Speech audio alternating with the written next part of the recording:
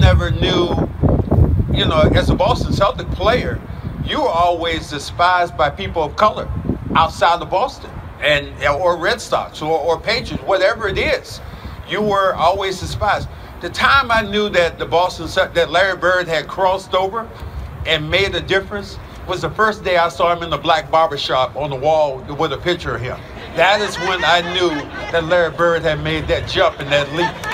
So you learn that it's not just about sports. Right. You learn that sports can be a barrier that can overcome racism. And that's why I am so, and I'll just put it out there now, I am so appalled right now with what our president has done. And just saying how sports in general trying to divide us is something that is really, really being good. So that to me is really a stigmatism. Or when you heard the N-word, when you were playing, how did you want fans to react when you heard it?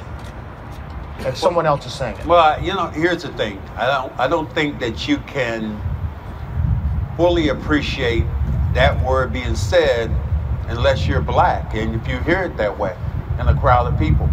I think that, you know, sometimes when you're out there, and before I go any further, Steve, I want to stop one second and thank Liz Walker.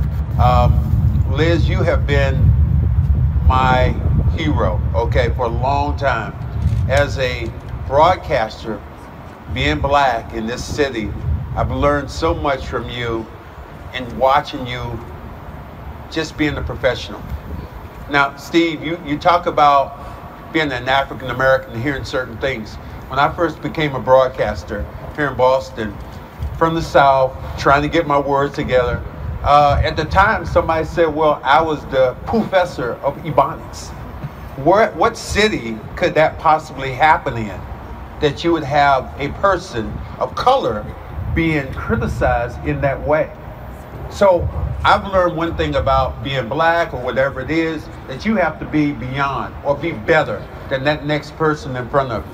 And I would tell any young person out here to look yourself in the mirror and try to criticize yourself. Be honest with yourself. As a player, as a person, in your community, whatever you do, take pride in who you are.